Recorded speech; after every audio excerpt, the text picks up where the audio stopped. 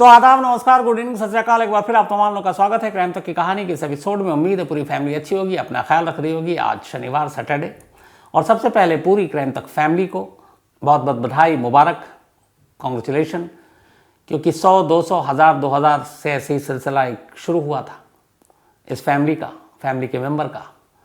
और अब ये फैमिली लगातार बढ़ती जा रही है, बड़ा होता जा रहा है ये परिवार। और अब 7 मिलियन यानी अराउंड 70 लाख का ये परिवार हो चुका है। 70 lakhs की ये फैमिली हो चुकी है। तो क्राइम तक के 7 मिलियंस पूरा होने पर असली हकदार इसके आप ही लोग हैं, क्योंकि आप फैमिली हैं और आप ही लगातार इस फैमिली को बड़ा कर रहे हैं। जैसे जैसे फैमिली बड़ी होती है, जिम्मेदारियां भी बढ़ती जाती हैं। तो कहानी शुरू करूं उससे पहले मैंने कहा कि तहे दिल से आप तमाम लोगों का शुक्रिया अदा करूं पहले तो, और यही दुआ है कि आप लोगों का प्यार इसी तरीके से क्राइम तक के साथ बना रहे।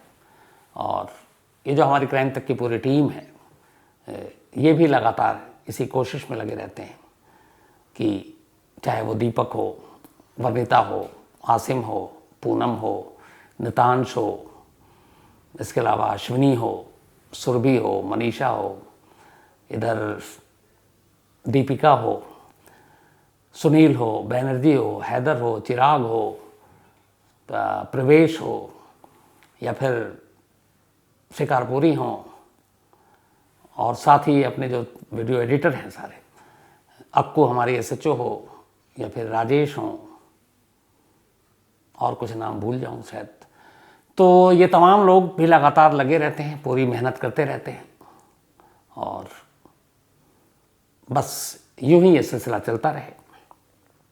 अब आते हैं उसी चीज़ पर जिस वजह से ये परिवार लगातार बढ़ रहा है, आप लोगों का प्यार मिलता रहता है। तो यानी कि आप, आज की मेरी जिम्मेदारी, आज की कहानी।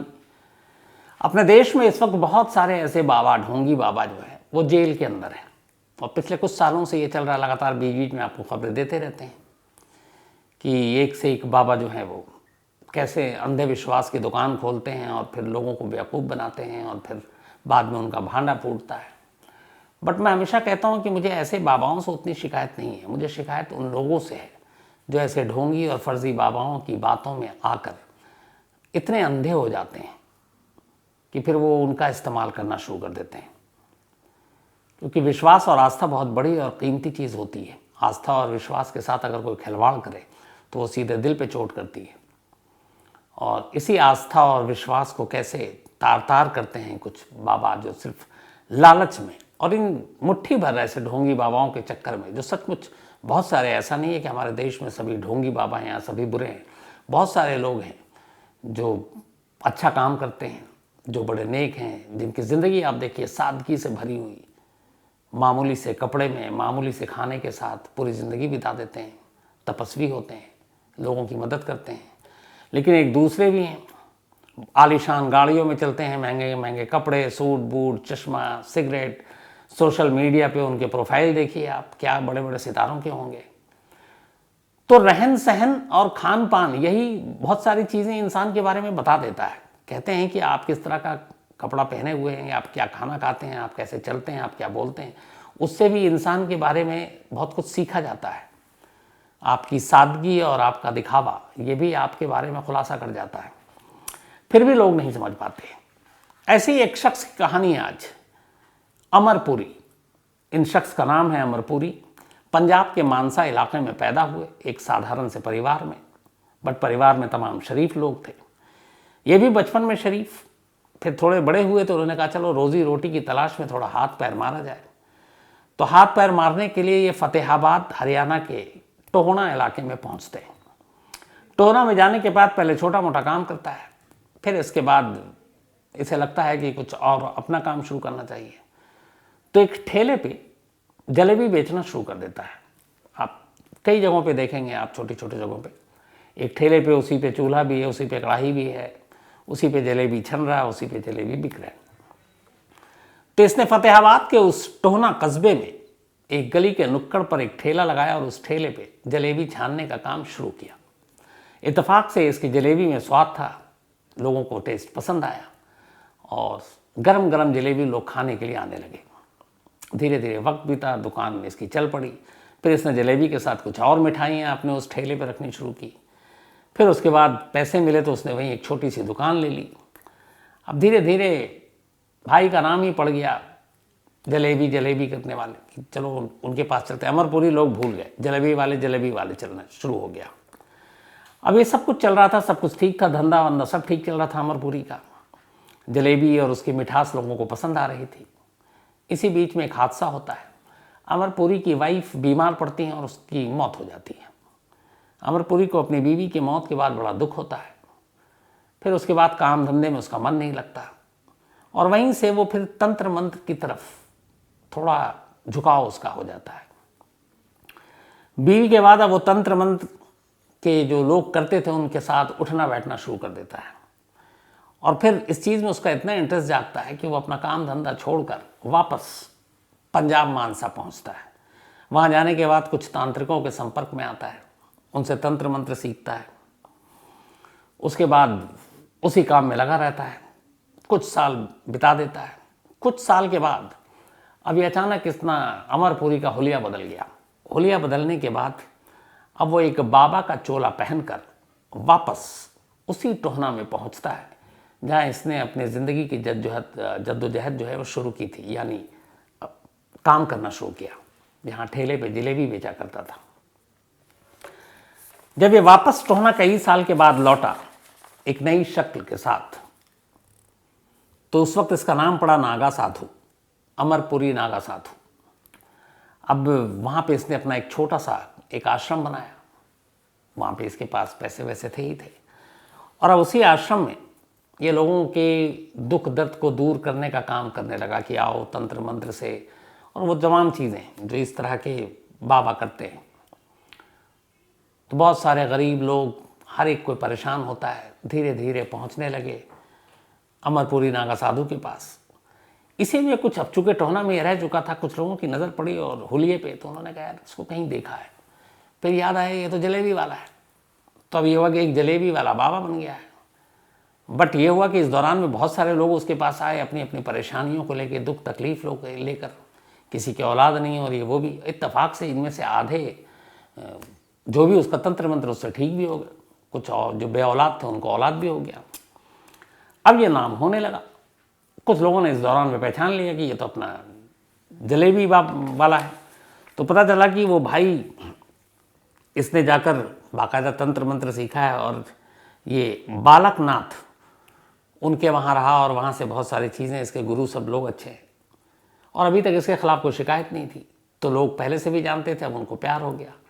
अब धीरे धीरे अमरपुरी नागा साधु का नाम जलेबी वाले बाबा पड़ गया कि जलेबी वाले बाबा, जलेबी वाले बाबा। अब जलेबी वाले बाबा नाम ही ऐसा था कि थोड़ा सा ज़्यादा जल्दी फेमस होना शुरू हो गए। तो अब लोग जब भी कुछ बात करते कहते चलो जलेबी वाले बाबा के पास सारे तुम्हारे दर्द दुख उसके नुस्खा है।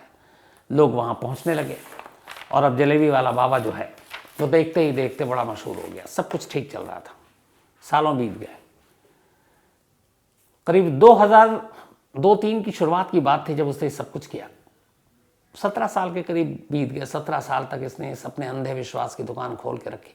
इस दौरान में सैकड़ों हज़ारों लोग आए, दुखी दुखियारे, कुछ को असर हुआ कुछ को नहीं हुआ, लेकिन फिर भी अपनी इसकी दुकान चलती रही। इस दौरान में अब इसकी दुकान चल गई इस बाबागिरी की, तो इसने न सिर्फ टोहना बल्कि और अलग अलग इलाकों में, पॉश एरिया में जगह ले लेकर अपने आश्रम खोलने शुरू कर दिए। अब आश्रम ऐसी ऐसी जगह पे खोलता जहाँ जहाँ पे ठीक ठाक लोग होते, वो भी आने लगे। इसके बाद अब इसने सोशल मीडिया पे अपने बढ़ा चढ़ा कर अपनी सारी चीज़ें, कहीं पे वो तंत्र मंत्र तांत्रिक क्रिया करते हुए, कहीं सिगरेट पीते हुए, कहीं महंगी गाड़ियों में, कहीं किसी सेलिब्रिटी के साथ अलग अलग पोस्ट फोटो, फॉलोअर्स भी बढ़ने लगे। इसकी फेसबुक की फ्रेंड्स रिक्वेस्ट में अमेरिका, यूरोप, यूएई, वहाँ तक की ज़्यादातर लड़कियाँ। तो बहुत सारे लोग सोशल मीडिया पे जलेबी बाबा के प्रोफाइल को देखकर आकर्षित हुए। दुकान चल पड़ी। 17 साल से ये दुकानदारी चलती रही। एक जलेबी वाला अब जलेबी बाबा बन चुका था। लोग भी अंधभक्त वो उसके चक्कर चलाते रहे, काटते रहे। 2017 फरवरी की तारीख आती है। एक महिला अचानक एक रोज़ टोहना पुलिस स्टेशन पहुंचती है और वहाँ आकर कहती है कि जलेबी बाबा असल में बाबा नहीं, ढोंगी है और इसने बहुत सारी महिलाओं के साथ रेप किया, मेरे साथ भी रेप किया, और फिर मेरी इसने अश्लील वीडियो बना ली और अब मुझे धमकी दे रहा है, ब्लैकमेल कर रहा है, तो उसे पकड़ा जाए। फिर उस महिला ने कंप्लेंट में बताया कि मैं अपना दुख दर्द लेकर उसके पास गई थी। वहाँ जाने के बाद इसने मुझसे पता नहीं क्या दिया, एक तो मैं नींद बेहोशी की हालत में, और फिर उसने मुझसे कम से कम 50 बार एक चीज़ रटवाई और कहा कि तुम मेरे सामने बोलो कि यहाँ जो कुछ भी हो रहा उसके लिए मैं जिम्मेदार हूँ, बाबा जिम्मेदार नहीं है, जो कुछ भी हो रहा मैं जिम्मेदार हूँ, बाबा जिम्मेदार नहीं है। तो उसने कहा मैंने 50-100 बार ये बात रटी। उसके बाद फिर जब होश आया तो मुझे कपड़े अस्त व्यस्त, मुझे लगा कुछ गड़बड़ है। फिर मुझे ख्याल आया बाबा ने मेरे साथ ज़बरदस्ती की। फिर मैं बाहर आई तो लोगों ने पूछा कि तुम्हारे ऐसे होश क्यों उड़े हुए? तो बोली मैं बोलना कुछ चाह रही थी, मुंह से ही निकल रहा है कि मेरे साथ जो कुछ भी है मैं उसके लिए बाबा नहीं, मैं जिम्मेदार हूँ। जो बाबा उसको रटा रहे थे वही चीज़ें वो बोल रही थी। पर बोली कि फिर मुझे जब यकीन हो गया, फिर उसका जब मैंने बाबा से पूछा तो उन्होंने मुझे ब्लैकमेल किया, धमकी दी, मेरी वीडियो दिखाई, तब मेरी हालत ख़राब हो गई। इसलिए पुलिस के पास आई हूँ, कंप्लेंट लिखी। पुलिस ने कंप्लेंट लिखा, जलेबी बाबा को गिरफ्तार कर लिया। अब जब जलेबी बाबा को गिरफ्तार किया तो जलेबी बाबा ने पलट कर उस महिला पर इल्ज़ाम लगा दिया कि इस महिला ने उनको कुछ सुंघाया, उनको नींद बेहोशी की हालत में उनकी अश्लील वीडियो तैयार कर ली। अब वीडियो में ऐसा ये था कि उस जिससे आप ये नहीं पता कर सकते थे कि इसमें से कौन गुनहगार है कौन नहीं है। वो कुछ इस तरीके की तस्वीरें थी। तब बाबा ने पैसों के लिए ब्लैकमेल करने के लिए उस महिला पर ही काउंटर केस कर दिया। बाबा इधर गिरफ्तार होकर जेल में था, लेकिन जैसे ही ये काउंटर केस किया, वकील ने अदालत में अर्जी लगाई कि भाई हमारा मुवक्किल तो बेकसूर है, कसूरवार तो वो महिला है जिसने पैसों के लिए झूठा इल्ज़ाम लगाया। 6 महीने के अंदर अंदर जलेबी बाबा को जमानत मिल गई। जमानत पे 17 में ही 2017 में जलेबी बाबा बाहर आ गया। बाहर आने के बाद उसने फिर से अपनी वही अंधविश्वास की दुकान जारी रखी, अंधभक्त आते रहे, अपना अपना उनका विश्वास को चलता रहा। बहुत सारी ऐसी महिलाएं थीं जिनके साथ बाबा ने गलत किया, लेकिन इज्जत, आबरू, लोग, सम्मान, मान, पड़ोसी क्या कहेंगे, रिश्तेदार कहेंगे, क्या कहेंगे, अपनी अपनी जुबानें बंद रखी थी। करीब साल बीत जाता है, 2018 के साल आ जाता है। 2018 में एक लड़की फिर से टोहना पुलिस स्टेशन पहुंचती है और कहती है बाबा ने उसके साथ रेप किया है और बाबा ने उसके वीडियो बनाए। पुलिस को पिछला केस याद था। पुलिस को लगा यार फिर कहाँ फंसूँ, मामला उल्टा निकलेगा, बाबा को अरेस्ट करूँगा, फिर वो इस पर इल्ज़ाम लगाएगा। अभी पुलिस उस लड़की को ये तसल्ली देकर भेज चुकी थी कि ठीक है हम इस केस में करेंगे, पहले तफ्तीश कर लें तुम्हारे इल्ज़ामों पर। कि अचानक एक हादसा होता है। कोई गुमनाम शख्स पुलिस के पास, टोहना पुलिस के पास एक पैकेट में एक सीडी भेजता है। पुलिस उस सीडी को खोलती है। उस सीडी में बाबा के वीडियो थे, अश्लील वीडियो, पोर्न फिल्म एक तरह से। लेकिन जब उस सीडी को चलाया गया तो दिखा कि उसमें सिर्फ एक के साथ बाबा नहीं है, वो कई फिल्मों को मिलाकर सीडी बनाई गई थी और उसमें अलग अलग एक साथ बहुत सारी महिलाएं। अब जब पुलिस ने देखा तो पुलिस का दिमाग घूम गया, उधर कंप्लेंट थी। अब पुलिस ने कहा कि नहीं ये मामला कुछ गड़बड़ है, तो बाबा के आश्रम पे छापा मारा जाए। अच्छा, उस वक्त तक देश में ऐसे कई ढोंगी बाबा का राज खुल चुका था, जेल पहुंच चुके थे। तो पुलिस को लगा ये भी वो केस है, कल को अगर ना एक्शन लें तो फिर मीडिया का दबाव बाकी हो, हंगामा, तो पुलिस वालों पे घास गिरेगी। तो पुलिस ने अक्लमंदी दिखाई। उसके बाद बाबा के आश्रम पर टोहना में छापा मारा तो वहाँ पे भी कई बाबाओं की तरह आश्रम के नाम पर अंदर तहखाना, अंदर उनका हरम जहाँ पे वो ऐश करते, वो सारी चीज़ें मिली। और इसके बाद जो आंखें खोल देने वाली चीज़ मिली, वो एक कमरे में, एक बक्से में 100 से ज़्यादा सीडी मिली। पुलिस सीडी देखकर चौंक गई। इसके बाद उन सारे सीडी को कब्जे में लिया गया, उन सीडी की जांच की गई। उन सीडी में 100 से ज़्यादा महिलाओं और लड़कियां उस रूप में कैद थीं जो सामने आ जाए तो शायद वो लोग जिंदा ना हो। मतलब उनकी आबरू लूटी गई। साफ साफ ऐसा लग रहा था कि वो होश में नहीं है, नींद बेहोशी में है। और फिर बाकायदा फिल्म बनाई गई और हर फिल्म में खुद बाबा था, जलेबी बाबा। अब जब ये दिखा तो फिर पुलिस ने उस लड़की की कंप्लेंट लिखी। उसके बाद हुआ यह कि उस लड़की के कंप्लेंट के बाद और जब ये सीडी मिली, पुलिस ने बाबा को गिरफ्तार किया, जलेबी बाबा को। तब उसके बाद हिम्मत बढ़ी, बाकी जो पीड़ित थी वो एक एक कर सामने आने शुरू हुई। 100 से ज़्यादा गिनती बढ़ गई। जलेबी बाबा ने तंत्र मंत्र के नाम पर झांसा देकर उन्हें अपने पास बुलाता, उसका तरीका यही था, और फिर कुछ ऐसी चीज़ देता जिससे वो अपना सुध बुध खो बैठती। फिर वो उनके साथ ज़बरदस्ती करता, फिर वो उनकी वीडियो बनाता ताकि अगर कल को वो मुंह खोले तो उनको वो धमकाए कि देखो ये वीडियो जो है ऑन कर देंगे, सोशल मीडिया पर डाल देंगे। और बाकायदा उसने अपने आश्रम के अंदर हरम बना रखा था जहाँ वो इस तरीके की हरकत करता और इस वीडियो को अपने पास रखता। लोक लाज के डर से तमाम ज़्यादातर लोग चुप रहे, लेकिन जब बाबा के गिरेबान पर पुलिस ने हाथ डाला और ये सीडी सामने आया तो पुलिस ने यह भी कहा कि ये सीडी, चूँकि इनमें बहुत सारी वो महिलाएं हैं, लड़कियां हैं, तो ये कभी भी आम नहीं होगी, लेकिन जो भी लोग पीड़ित हैं वो सामने आए ताकि इस जलेबी बाबा को सख्त से सख्त सज़ा दिलाई जा सके। नतीजा ये हुआ कि बरसों से खामोश ऐसी महिलाएं हैं जो दुख दर्द अपनी परेशानियों को दूर करने के लिए एक ढोंगी बाबा के पास पहुंची थी और जिसने उनकी पूरी आबरू ही लूट ली, वो पुलिस के पास पहुंचने लगी। पुलिस ने फिर एक मजबूत केस तैयार किया। 2018 से जलेबी बाबा गिरफ्तार जेल में, और अब 2023 अभी फतेहाबाद के एडिशनल सेशन जज बलवंत सिंह की अदालत ने कल अपना फैसला सुनाया। 100 से ज़्यादा सीडी, 100 से ज़्यादा महिलाएं जिनका इल्ज़ाम है कि जलेबी बाबा ने रेप किया और फिर वीडियो बनाई, फिर उनको ब्लैकमेल किया।